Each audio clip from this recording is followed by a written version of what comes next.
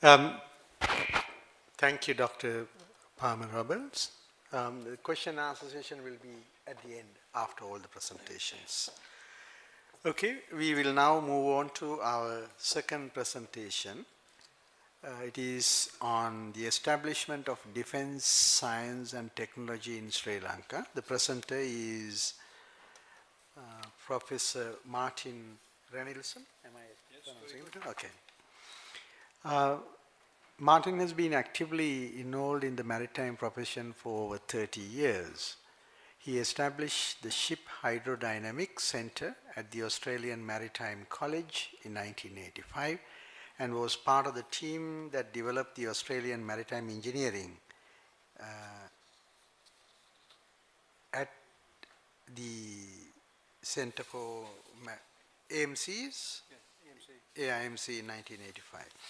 And was part of the team that developed the Australian Maritime Engineering in 1992, which he subsequently ran for a year. He then established the Department of Naval Architecture and Ocean Engineering at AMC in 1996, which he ran until 2001. In 2001, Professor Renilson was appointed Technical Manager, Maritime Platform and Equipment for DIRA, which later became the, how do you say this? Kinetic. Oh, okay. In 2007, Professor Renilson returned to Australia and set up his own company, conducting consulting for a range of clients in Australia and overseas. He also held a part-time chair at the AMC. In 2012, Professor Renilson was appointed inaugural Dean of Maritime Programs at Higher Colleges of Technology, United Arab Emirates. He retired from this position in 2015. Professor Renilson is currently President of the Australian Division of the Royal Institution of Naval Architects and an adjunct professor at AMC, which is now a specialist institute of the University of Tasmania. So let's listen to Professor Renilson telling us about the establishment of defense science and technology in Sri Lanka. Yes, Renilson.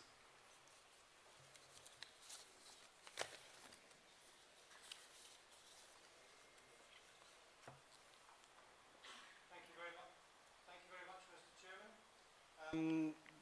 Vice Chancellor, honorary distinguished professors, distinguished guests, and ladies and gentlemen. I was very pleased to be invited to come to Sri Lanka by KDU to make this presentation.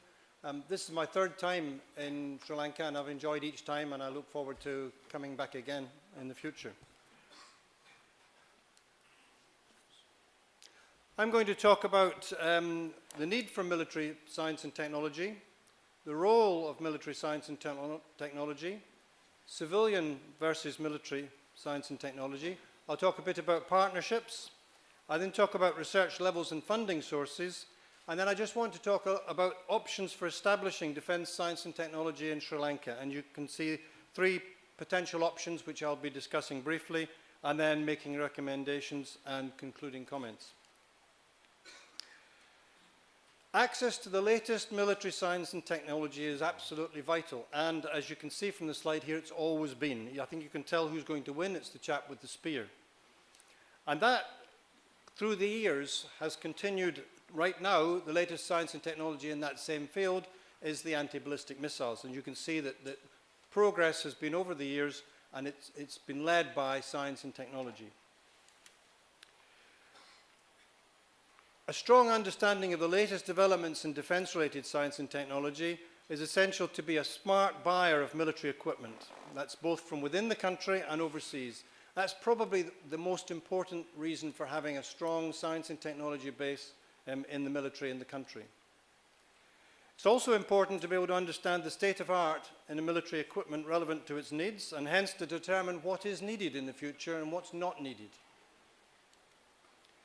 It's necessary to update, maintain, and make best use of existing equipment. It's necessary to train defense personnel in the best use of the equipment. And it's necessary to encourage developments nationally that improve its military equipment.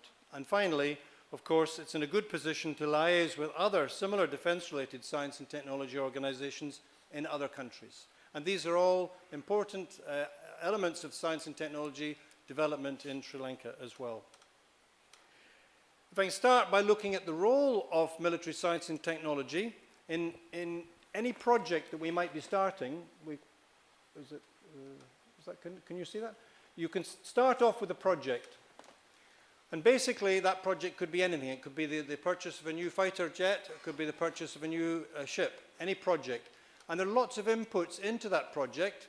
There have to be, obviously, the people that are going to be operating the equipment have to be involved.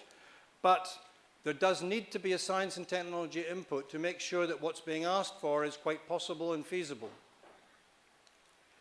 When the project is ready and the requirements have been set, they will go out to tender and various people will offer to supply that equipment, whatever that equipment could be. 3 countries might be supplying aircraft, for example, or offering to supply aircraft. Many people will assess these bids, but of course there needs to be a science and technology input into assessing these bids. Absolutely essential, or you could end up with the wrong equipment, or just believing what the vendor has said without checking it. When the equipment is ready, it will go on trials, and again, people will test whether the equipment meets the specification or not, and it's absolutely essential to have a strong science and technology input into that to make sure that, again, that the builder is not pulling the wool over your eyes, but you really do understand whether it's meeting the specification or not. And when it's in service, it may well require modifications. Most military equipment is designed to last a long time. It will require modifications, updating, improvement, and so on. And it's absolutely essential to have science and technology involved in doing that. If I can change tack slightly and talk about the comparison between civilian science and technology and military science and technology. There are some technologies which are advancing very, very quickly in the civilian sector. And I use a couple of examples there, computers, batteries, but the other day at the workshop somebody talked about emissions. You could be talking about diesel engines. There are many things which are advancing very quickly in the private sector. And it probably doesn't make much sense to set up a defense-related science and technology organization to be looking at these when they're advancing already quickly in the private sector. Also, there are a number of facilities and expertise which are similar in the civilian and military areas. I use an example there from my own background. Hydrodynamics facilities are big, expensive pieces of equipment. If we can use them for civilian and we can use them for military, well, we can possibly afford them. We certainly wouldn't want to set up a separate one for civilian and a separate one for military. So we should work out a way of sharing that equipment. Ship structural expertise, there are a number of people in classification societies and so on that understand about ship structures, so we should take advantage of them.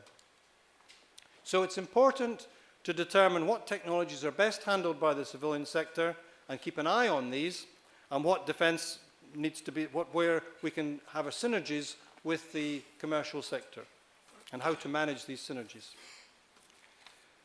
In terms of partnerships with overseas defense science and technology organizations are very important for a range of reasons, but to be a sensible partner, the country has to be intelligent, has to be actually offering something to that partnership, so that you can provide something and you get something back. If you're just expecting to get something back but not able to provide something, then you won't be a very effective partner. And the people representing Sri Lanka on any of these partnerships must be involved in the research, not just managing it, so that they really do understand and they can contribute in the partnership in a positive way. Partnerships with science and technology organizations within Sri Lanka are also very important. Could be dual-use facilities, as I talked about with the example of hydrodynamics, but there are many other.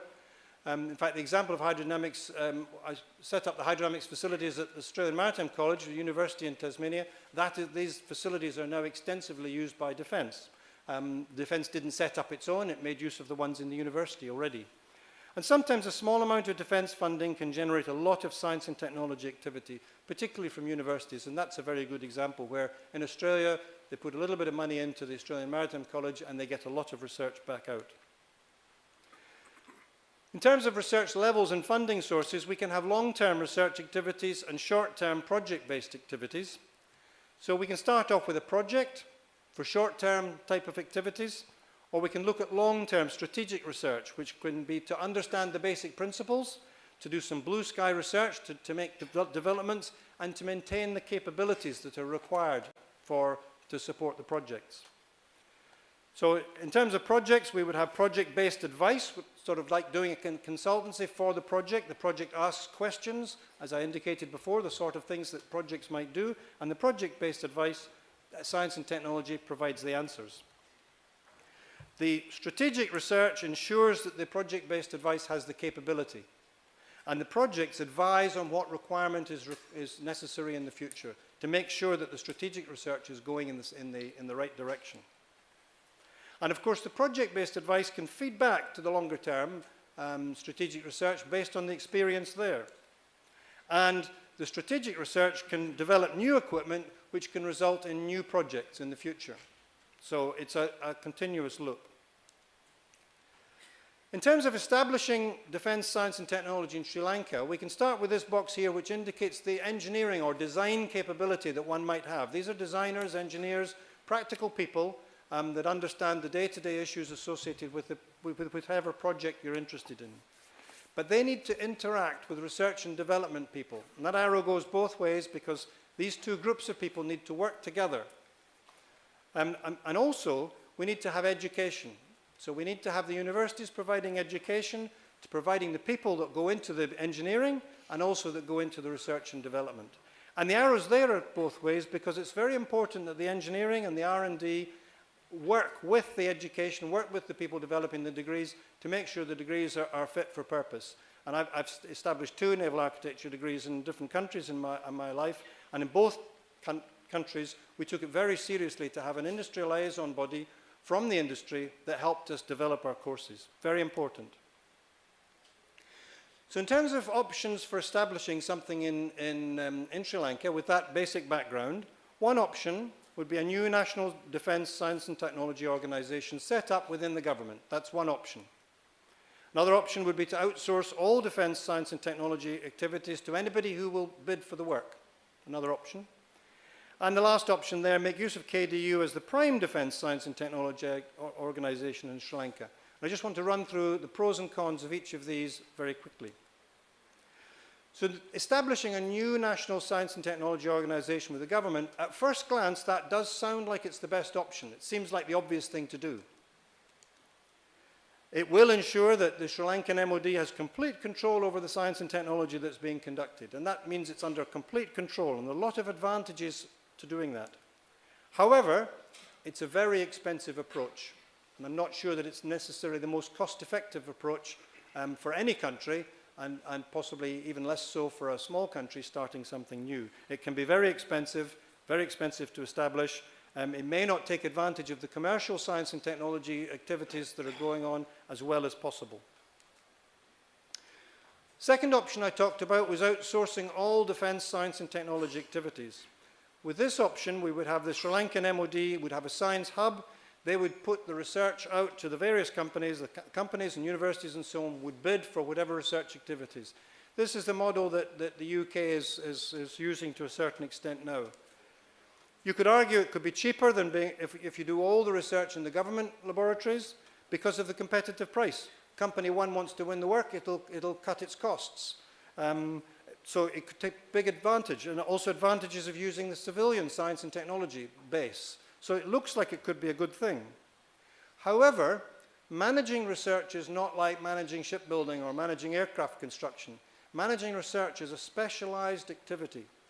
And so there would need to be a hub of experts within the Sri Lankan MOD that really understood how to check that the people who are doing the research that they're being paid for to do very well. And that's not an easy task.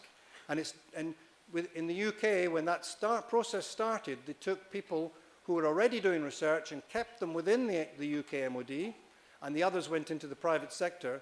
And that was fine initially, because these people really did understand how to do research. But as they've gradually retired, it's difficult to replace them, because the people have to really understand how to do the R&D themselves in order to manage it. Also, there's the possible lack of long-term continuity, the fragmentation of research. Company 1 might do a particular project, and then lose the job, and then company 2 might do it. And so maintaining the long-term continuity can be difficult. And it's also difficult to form partnerships with other S&T organizations overseas, because which company does it? Which company gets involved in the partnership? Because as I said before, the Science Hub, the people not doing it, can't really contribute so very well in a partnership. So the second option would be to say, let's look at, the third option would be to say, let's look at using KDU as the primary defense science and technology organization in Sri Lanka. So basically, the Sri Lankan MOD could hand all its research requirements to the KDU. So it wouldn't have to have a strong hub itself, but KDU would need to be adequately funded and staffed to be able to do that research. KDU's not a private organization, so it's a government organization, so you could trust it to, its goal is not to make money, its goal is to do the right thing for the country, so that would be a sensible thing to do. But it doesn't allow for other specialist providers of S&T. And there will be some that have knowledge and expertise that KDU doesn't have. So you could set up a situation where the Sri Lankan MOD can contract the specialist providers as well to do the work. Most of the work goes to KDU, but where necessary, some work goes to specialist providers. But that will require the specialist hub within the MOD again, which is an extra expertise and an extra difficult thing for the MOD to manage. And it may be difficult to form international partnerships, because some of the work's being done by KDU and some of the work's being done by these other specialists, which KDU wouldn't be familiar with.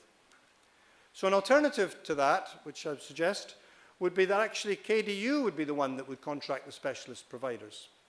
So the KDU would then have the expertise to be able to manage these other providers. It would mean that the Sri Lankan MOD doesn't have to have that specialist hub itself, but that specialist hub would be within the KDU in the research environment, and it would be a lot easier to maintain the expertise to manage the providers of the specialist science and technology. And the partnerships then could be done through KDU, because KDU would be at the head of all the S&T research that's going on within Sri Lanka.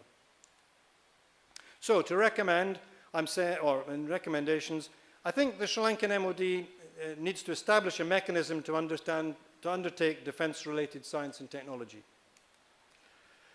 And consideration should be given to each of these three models that I've just mentioned. I'm not going to stand here and tell Sri Lanka which model they should adopt.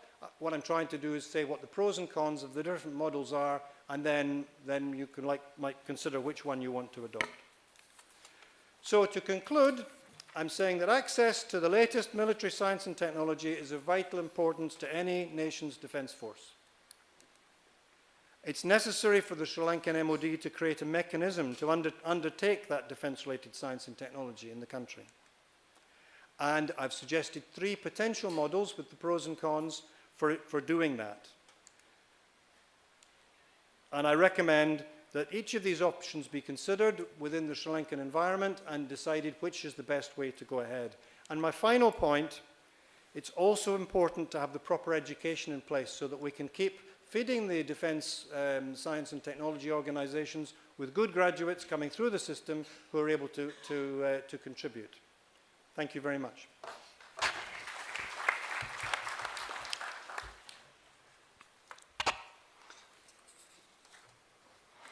Thank you, Dr. Renilson.